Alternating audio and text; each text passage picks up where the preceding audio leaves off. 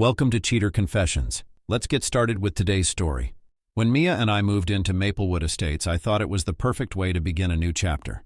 The past year had been stressful for both of us, me working overtime to secure the down payment for the house, and Mia juggling freelance work with her art projects. She always said she dreamed of living somewhere quiet and safe. I wanted to give her that, even if it meant sacrificing my own peace of mind. At first, the neighborhood seemed idyllic. Picture-perfect homes, kids riding their bikes, neighbors waving as they trimmed their hedges. But if I'd known what lay ahead, I never would have signed those papers. It all started innocently enough. Dan, the guy next door, was one of the first to introduce himself. He was the kind of guy you couldn't help but notice. Tall, broad shoulders, and a cocky grin that screamed, "I know I'm good looking." "Welcome to the neighborhood," he said, extending a hand the day we moved in. "If you need anything, tools, advice, a cold beer, just let me know." Mia lit up when she met him. "Thank you, it's so nice to meet someone friendly right away. Isn't he nice, Liam?" I shook Dan's hand, smiling politely. "Yeah, nice to meet you." But something about him set me on edge from the start. Maybe it was the way his eyes lingered on Mia just a little too long. Or maybe it was the way he seemed too polished, like he'd practiced every word he said in front of a mirror. At first I tried to brush off my unease. Mia loved our new home and I didn't want to spoil it by being paranoid. But Dan seemed to be everywhere. When I came home from work, there he was, chatting with Mia as she watered the garden. On weekends, he'd stop by with an offer to help fix something, our squeaky fence gate, her bike, even a dripping faucet in the kitchen. "He's just being nice," Mia said one evening when I voiced my concerns. "He's being too nice," I countered. "I don't trust him." She laughed. "You're jealous. It's kind of cute but unnecessary. Dan's just a neighbor, Liam. Relax." Things escalated quickly after that. Mia started spending more and more time with Dan. "He's so handy," she gushed one night over dinner. "He fixed the lawnmower in 5 minutes. Can you believe that?" "Yeah, amazing," I said, my voice dripping with sarcasm. She frowned. "You could be more grateful. It's not like you have the time to do everything around here." That stung, but I let it go. Then came the nights when she'd invite him over for dinner. I hated sitting across the table, watching them joke and laugh like old friends. She'd brush it off when I brought it up. "He's fun to be around, Liam. Don't be so uptight." The tipping point came one Saturday afternoon.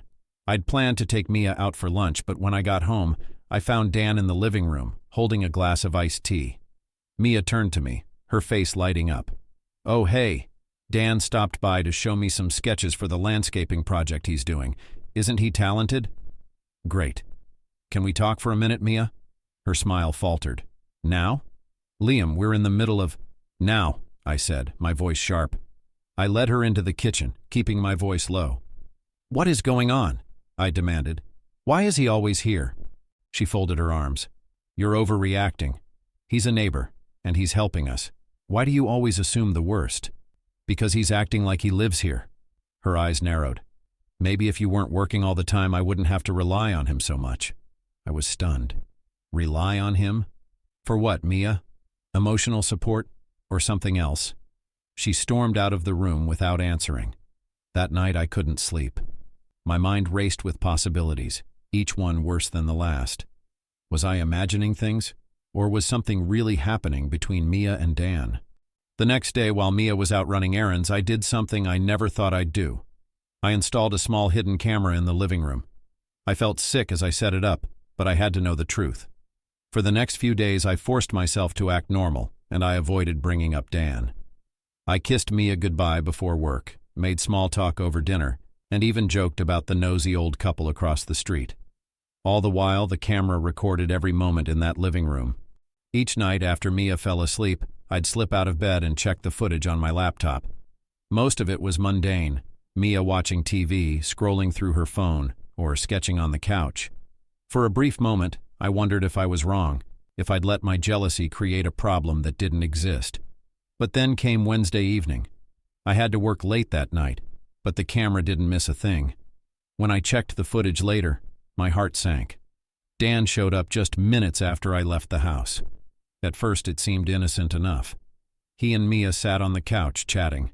She laughed at something he said, her hand resting casually on her knee. But then, Dan leaned in closer. You know, he said, his voice low, you're too good for him. Mia tilted her head, confused. What are you talking about? Liam, he doesn't appreciate you the way you deserve. A woman like you should be with someone who puts you first. Mia gave a nervous laugh. Dan, stop, you don't mean that. I do. He reached out, brushing a strand of hair from her face.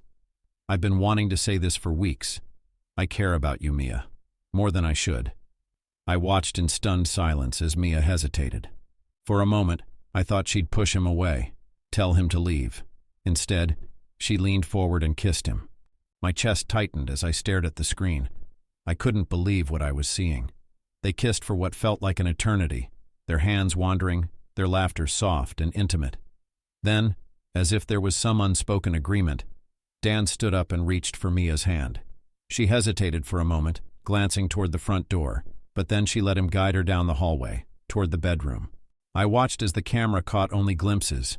Shadows moving past the hallway, the faint sound of muffled laughter, the bedroom door clicking shut.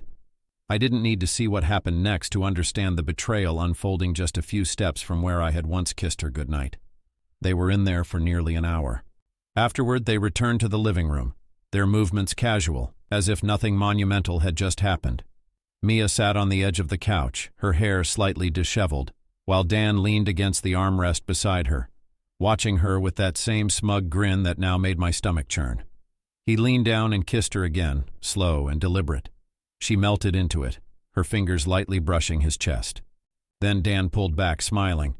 I should go before your husband comes home. Mia nodded, breathless, her cheeks flushed. Yeah, you're right. He straightened his jacket and turned toward the door, but paused. I'll see you tomorrow? Her voice was soft, almost hesitant. Yeah. Dan opened the door, glanced around to make sure no one was watching, and slipped out into the night. He left, but the damage was done. I sat there in the dark, my hands shaking. The anger that boiled inside me was almost unbearable. I wanted to storm into the bedroom, wake Mia up, and demand answers. I wanted to confront Dan, knock on his door, and make him regret ever stepping foot into my house. But instead I remained there, replaying the footage over and over again, trying to understand where it all went wrong. And then something else caught my attention. Later that day, while I was still at work, the camera had recorded something strange. Dan had come back into the house for a moment, this time with a box in hand. Mia was with him, watching as he carried it down the hall. She opened the hall closet, stepping aside while he placed the box in the back, careful to bury it under a pile of coats. What the hell was going on? The next morning I woke up with a new determination. The footage from the day before had left me with more than just a broken heart. It left me with questions. Questions about the box Dan had placed in our closet. What was so important that he had to bring it into my home and hide it there? Mia moved around the kitchen, humming softly as she poured herself a cup of coffee. She acted as if nothing had happened, her demeanor calm and relaxed. I forced myself to match her energy, pretending I hadn't spent half the night replaying the footage. You working late tonight? She asked casually, sitting at the table across from me. No, I'll be home on time, I replied, keeping my tone even. What about you? Any big plans today? She shook her head, sipping her coffee. Just the usual. I might run a few errands after work. Sounds good, I said, nodding. Inside, I was a storm of emotions, but I couldn't let her see it. Not yet. When Mia finally grabbed her bag and kissed me goodbye, I managed to keep my expression neutral. Have a good day, she said, her voice warm. You too, I replied, watching her leave with a mixture of anger and resolve. As soon as her car pulled out of the driveway, I bolted to the hallway closet. My curiosity was too much to bear. What the hell had Dan hidden in my house? I moved aside the coats and boxes of holiday decorations, digging through the clutter until I found it. A nondescript cardboard box sealed tightly with duct tape. I took a step back, staring at it for a moment.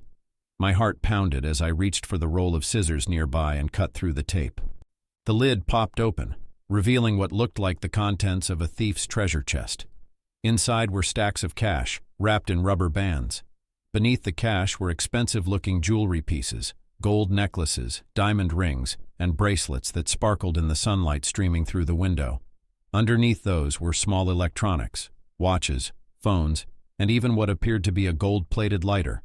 I couldn't believe what I was seeing. This wasn't just random junk someone might leave behind. This was stolen. There was no doubt in my mind. I sat there for a long moment, staring at the box, my hands trembling. This wasn't just about Mia cheating on me anymore. This was something bigger, something criminal. And now, thanks to her, my home had become a hiding place for stolen goods. I wanted to call her immediately to demand answers, but the part of me that had spent the last few days gathering evidence knew I had to be smart about it. If Mia was involved in this, she wasn't going to tell me the truth. Not willingly. I had to stay calm. I had to plan my next move carefully. When Mia came home that evening, I acted as if nothing was wrong. She greeted me with a kiss on the cheek, the same way she always did. "How was your day?" she asked, slipping off her shoes by the door. "Busy," I replied, keeping my tone light. "You?" "The same," she said, smiling as she headed toward the kitchen. "I picked up some stuff for dinner. Thought I'd make that chicken recipe you like." I nodded, forcing a smile. "Sounds great." But inside, my mind was racing. I had seen enough. Now, it was time to act. The next day during my lunch break, I met Rick, an old college friend who now worked in law enforcement. We sat in a quiet corner of a diner, the hum of conversation around us masking the tension in our voices. "So, let me get this straight," Rick said, leaning in. "Your neighbor's been stashing stolen goods in your house and your wife's been helping him?" I nodded. "I've got proof. There's a box in my closet and I've got footage of him sneaking it in." Rick frowned, his brow furrowing. "Liam, this is serious. If the police find that box and think you're involved—" "I know," I interrupted. "That's why I need your help. I want to turn it in anonymously. I don't want Mia or Dan to know I'm the one who tipped you off." Rick hesitated. "You're sure about this?" "Once I get the ball rolling, there's no turning back." I nodded firmly. "I'm sure. This has to end." 2 days later, it all came to a head. It was early evening, and Mia and I were sitting on the couch watching a sitcom. She looked so at ease, as if the last few weeks hadn't happened, as if she hadn't been sneaking around with Dan, helping him stash stolen goods under our roof. Then, the flashing red and blue lights cut through the curtains and my stomach tightened. Mia bolted upright, her laughter freezing mid-breath. "What's going on?" she whispered, panic creeping into her voice. I stood slowly, my gaze fixed on the window as I saw the flashing red and blue lights outside, the officers moving quickly as they surrounded Dan's house. Mia rushed to the window and pulled the curtain fully aside. "What's happening?" she cried, her hands wringing together as she paced the room. I stood by the window, arms crossed, watching the chaos unfold outside. "Looks like your boyfriend's in trouble," I said coldly, my voice cutting through her panic like a knife. She froze, her wide eyes darting to me. "What are you talking about?" I turned to face her, my expression unreadable. "You know exactly what I mean, Mia." Her face paled and she stammered, "Liam, I—" "Don't," I snapped, my tone sharp enough to make her flinch. "Don't you dare lie to me again. I know everything. I know about the box, about the stolen goods, and I know about you and Dan." Her eyes filled with tears and she shook her head. "You called the cops, didn't you? You set him up." "I didn't have to," I lied, my voice calm but deadly. "You brought this into our home, Mia. You let him use you. You let him use me. What the hell were you thinking?" She began to cry, her voice breaking as she tried to explain. "I didn't know what to do.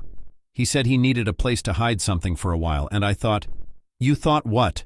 I interrupted, my voice rising. "That I wouldn't notice? That I wouldn't find out? Or did you just not care?" "It wasn't like that," she shouted, her tears falling freely now. "It wasn't supposed to be like this." I took a step closer, my fists clenched. "Then what was it supposed to be, Mia?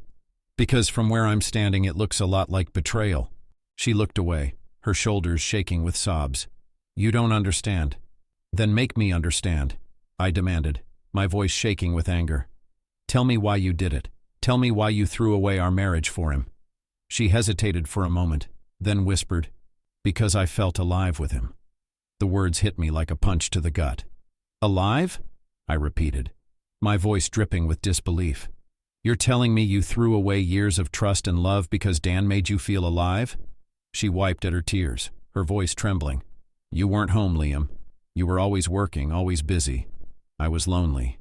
"Lonely?" I spat, my voice rising. "I was working to give us a life, Mia. a home, a future. And while I was breaking my back for us, you were screwing the neighbor? It wasn't just about that, she said, her voice desperate. It wasn't just sleeping with him, Liam. With Dan, I felt a spark, something I haven't felt in years. I stared at her, my jaw tightening. So what? Marriage gets hard and your solution is to cheat? To throw yourself into the arms of the first guy who gives you butterflies? It's not that simple, she cried. You weren't here. You were never here, Liam. I needed someone, and Dan, I interrupted, the name leaving a bitter taste in my mouth. You mean the guy who's been using you, just like he used our house? The guy who's now sitting in the back of a squad car, probably plotting how to save himself while throwing you under the bus? She shook her head, her voice weak. He wasn't using me. He cared about me. I laughed bitterly. Cared about you? Is that what he told you? Let me guess. He promised you excitement, passion, a life free from responsibility? Her silence was answer enough. I took a step back, running a hand through my hair. You know what, Mia? Maybe I wasn't home enough. Maybe I could have done better. But none of that justifies what you did. None of it excuses the lies, the betrayal, the utter disrespect for everything we built together. I didn't mean to hurt you, she whispered, her voice trembling. I laughed bitterly. Didn't mean to hurt me? You didn't even think about me, Mia. Not once. You only thought about yourself. She sank onto the couch, her face in her hands. I'm sorry, she whispered. I didn't mean for it to go this far.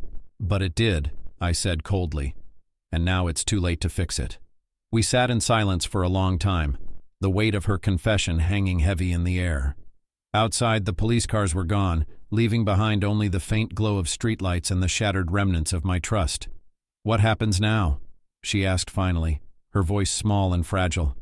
I looked at her, the woman I had once loved more than anything, and felt nothing but anger and pity. What happens now? I said, my voice steady. Is that I'm done. Her head snapped up, her tear-streaked face filled with panic. Liam, please. I held up a hand, cutting her off. Save it, Mia. Save the apologies, the excuses, the crocodile tears. You made your choice, and now I'm making mine. I stood up, grabbing my keys. I'll be staying somewhere else tonight. Don't bother calling me. She reached for me, but I pulled away. Liam, we can work through this, she begged. Please don't throw everything away. I turned back to her, my expression cold. You already threw it away, Mia. I'm just walking away from the wreckage. And with that, I left, the sound of her sobs following me as I stepped into the night. In the days that followed, I filed for divorce. I handed over the footage of Mia and Dan, along with the proof of the stolen goods, ensuring I walked away from the settlement unscathed. Mia, however, wasn't so lucky. She left with nothing, not the house, not the car, and certainly not my forgiveness. As for Dan, his little operation was dismantled by the police and he ended up behind bars. And Mia? She disappeared from my life, as if she were a ghost of a past I no longer cared to remember. I didn't ask where she went, and I certainly didn't care. She was someone else's problem now. After years of building a life together, I thought her absence might leave a void. But instead, I felt an unexpected sense of relief, freedom from the lies, the betrayal, and the weight of a marriage that had long since lost its meaning. Justice had been served, and for the first time in years I could breathe. No more secrets, just peace. Thank you for watching.